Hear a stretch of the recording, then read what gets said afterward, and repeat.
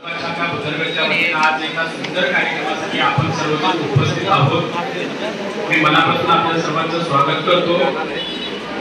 आज ज्या शिक्षक बांधवांचे सत्कार या ठिकाणी आयोजित केलेले आहेत त्या सर्वांचं मनापासून मी अभिनंदन करतो। ज्यांनी इतका सुंदर कार्यक्रम आयोजित केला त्याचे जिल्हा सरचिटणीस विजय रामाने सर, तालुकाध्यक्ष बाबूराव कांबळे सर, सरचिटणीस नामदेव चव्हाण सर आणि सर्वच बुदरगडची टीम आपल्या सर्वांचं मनापासून अभिनंदन आणि कौतुक। खरं तर एका वाक्यात सांगायचं झालं तर आपण आज जिल्ह्यातील सगळ्या लोकांची मनं जिंकलेली आहे। अतिशय सुंदर आणि यशस्वी कार्यक्रम आपण करून दाखवलेला आहे।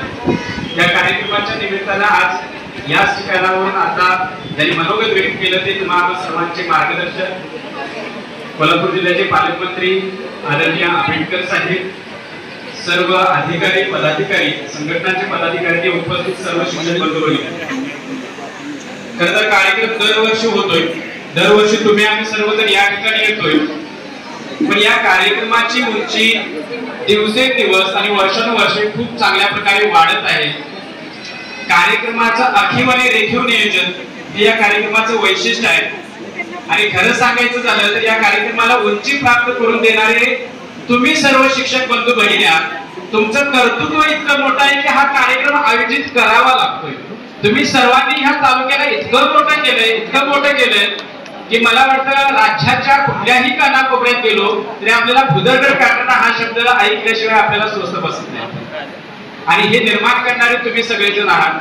त्यामुळे आपल्या सर्वांचं मनापासून अभिनंदन। खरं सांगायचं झालं तर 10 वर्षापूर्वी संघटनेची जी सुरुवात झाली ती एका प्रश्नापासून झाली। आज 10 वर्षानंतर पाहतोय मी अखंड राज्यामध्ये, अखंड जिल्ह्यामध्ये, सर्वच तालुक्यात, सर्वच केंद्रांमध्ये, सगळ्याच ठिकाणी संघटना अतिशय चांगल्या प्रकारची काम करत आहे। शिक्षकांचे, कर्मचाऱ्यांचे प्रश्न सातत्याने घेऊन काम करत आहे आणि या सगळ्यामध्ये आपण सर्वजण साथ देत आहात म्हणून हा आवाज, कर्मचाऱ्यांचा आवाज प्रशासनापर्यंत पोहोचवण्यासाठी संघटना एक व्यासपीठ म्हणून निमित्त बनते। असे कार्यक्रम यापुढे देखील होत राहतील, अशा प्रकारचं नियोजन ह्यापुढे देखील होत राहील। पण एक सर्वांना कळकळीचं आवाहन करून मी या ठिकाणी करतो की भविष्यकाळात अनेक प्रश्न आपल्या समोर येणार आहेत। तरुण शिक्षकांना माझं खास करून एक आव्हान असेल की भविष्यकाळात खूप प्रश्न आपल्या समोर येणार आहेत आणि या सगळ्या प्रश्नांना आपल्याला योग्य न्याय मिळवून घ्यायचा असेल, आपला आवाज बुलंद करायचा असेल तर भविष्यकाळात चळवळ नावाचा शब्द जिवंत ठेवायला पाहिजे। आज सुद्धा मी अनेक ठिकाणी हा शब्द, हे वाक्य सांगितलं की जीवनात जितकी मिठाची गरज आहे तितकी समाज जीवनात कॉम्रेड विचारांची गरज आहे। जोपर्यंत हा विचार जिवंत राहणार नाही तोपर्यंत समाज जीवन सुद्धा सुरळीत चालू राहणार नाही। हे चालू ठेवण्याची एक नैतिक जबाबदारी आपण सर्वांनी घेऊन पुढे जाऊया। आज या ठिकाणी जे अधिकारी उपस्थित आहेत त्यांना आपण अनेक वर्ष पाहतोय।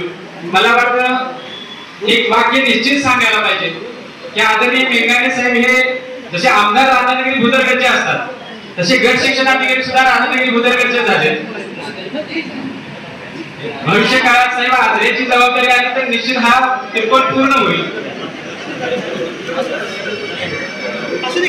डीसीपीएस धारकांचे कोटी रुपयांच्या रक्कमा वर्ग करण्यासाठी जवळजवळ 250 सह्या एका पानटपरीवरती उभं राहून त्यांनी आम्हाला दिले।